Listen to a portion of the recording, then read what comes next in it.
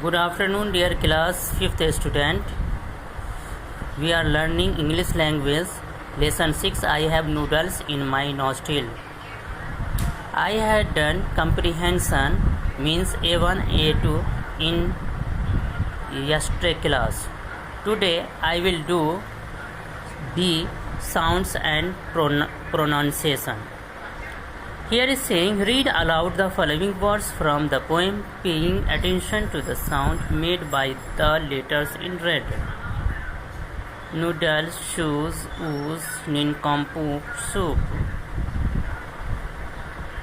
Noodle, shoes, ooze, nincompoop, soup. Now say the following words aloud and write them in the correct parts of the table below. Shoot, good, blood, bull, stood, look.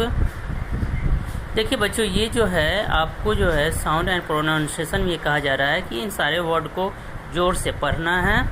और ये आगे जो है आपको box बना हुआ है, 3 box है। उस बॉक्स में जिसका जो साउंड निकल रहा है उस साउंड के अकॉर्डिंगली इस वर्ड को लिखना है। जैसे देखिए शूट है, पहले इस वर्ड को पढ़िए। Shoot, good, blood, bull, stood, look, rule, true, flood, pull, could, wolf, boot, fool, mood, June, book, study, pouch, must, boat, soon, blue, juice, dust, room, moon, lunch, roof, suit. इन सारे word को यहाँ आपको 3 box दिया हुआ है।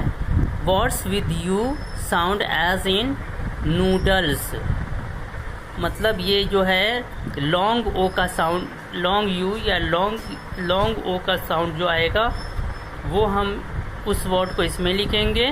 Word with u sound as in took, जो short sound आएगा यू का उसे इसमें लिखेंगे, और जो इन दोनों से अलग होगा इसे इसमें लिखेंगे। तो इसको देखिए, ये वर्ड हम लोगों ने पढ़ा है, उसमें वर्ड है shoot, stood, rule, boot, fool, mood, June, soon, room, moon, roof. ये सारा वर्ड आएगा।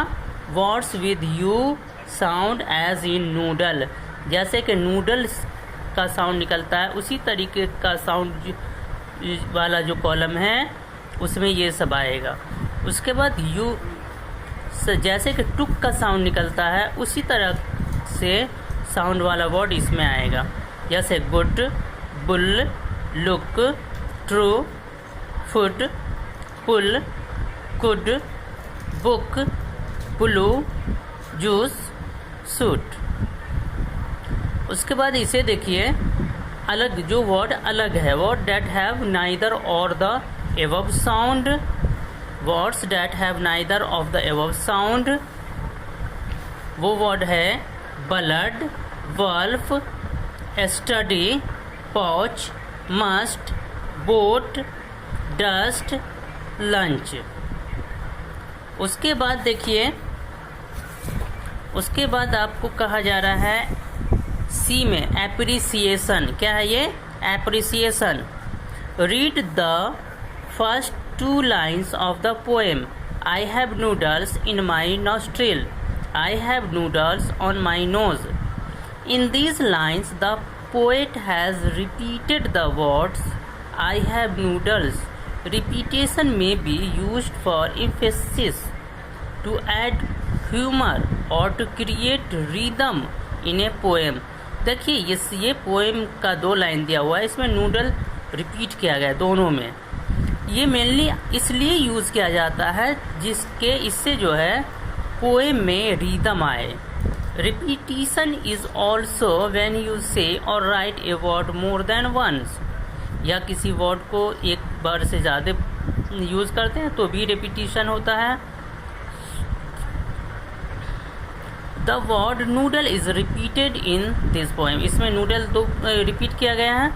अब आगे है C1 में, here are some stanzas from some famous poem, कुछ फेमस पोएम है उसके कुछ हिस्से लिए गए हैं। उसमें underline the words that are repeated, उसमें जो वर्ड रिपीट हुआ है उसको अंडरलाइन करना है। तो इसमें देखिए, Humpty Dumpty sat on a wall, Humpty Dumpty had a great fall, all the king's horses and all the king's men could not put Humpty together again. तो इसमें देखिएगा, इसमें C1 के 1 में हम्पी डम्पी किंग्स, ये word जो है repeat हुआ है। कौन कौन वर्ड रिपीट हुआ है? Humpty Dumpty kings. तो इसे हम लोग क्या करेंगे? अंडरलाइन करेंगे। इसे आप लोग अंडरलाइन करेंगे, अंडरलाइन कर दीजिएगा हम्पी को, डम्पी को और किंग्स को। दूसरा पोएम का लाइन है,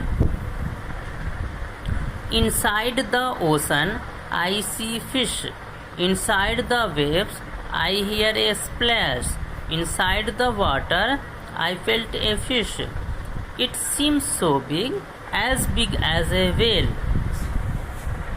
it has to be, but then I see it's a tuna fish। इसमें देखिए कौन कौन वर्ड रिपीट हुआ है। 2 में जो है ये वर्ड है inside, it, see, fish, big, ये सारे वर्ड जो हैं 2 में रिपीट हुए हैं। इस वर्ड को आप दूसरे पोएम में इन सारे वर्ड को आप अंडरलाइन करेंगे। उसके बाद C2 को देखिए, here is a poem for you to complete, think of innovation and creative words to fill in these blanks, try to use rhyming word at the end of the lines. यहाँ कुछ poem दिया हुआ है, वो poem जो हमें आपको fill करना है। इसे कुछ जैसे कि दिया हुआ है, और एक चीज़ और इसमें देना है कि राइमिंग वर्ड यूज़ करना है, लास्ट में राइमिंग वर्ड हो। जैसे देखिए, inside the house I feel at ease, inside the car, आगे हमने जो लिखा है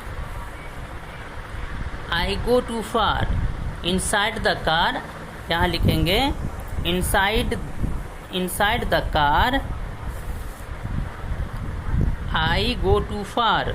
उसके बाद यहाँ देखिए, inside the school I feel cool.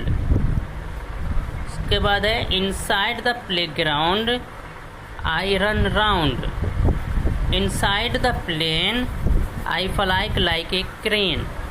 इस तरह से हम लोग जो है इसे कंप्लीट करेंगे। Now here is activity for you. D जो है आपके लिए एक्टिविटी है। इसमें कहा जा रहा है, what are the things you should be careful about while eating, list 5 thing in your notebook. 5 चीज़ें बताइए जो खाते वक्त जो है आपको इस चीज़ का ध्यान रखना चाहिए। Imagine this situation, you went to a party with your parents, you spilled grape juice on your beautiful dress, write a diary entry describing the event of the day and write what you did after this happened. ये कह रहा है कि आप सोचो, आप imagine करो, कल्पना करो कि आप अपने फादर के साथ किसी पार्टी में गए, जब आप ग्रेप जूस पी रहे थे तो आप ड्रेस पर आपका छिलक गया, ड्रेस पर कुछ जूस गिर गया, तो उस वक्त आपने क्या किया, उसके बाद क्या हुआ, उसको आपको डिस्क्राइब करना है, बताना है। तो ये एक्टिविटी आपको खुद करना है। तो उम्मीद है कि आप कीजिएगा। इसके साथ ही मैं क्लास स्टॉप करता हूँ। Thank you.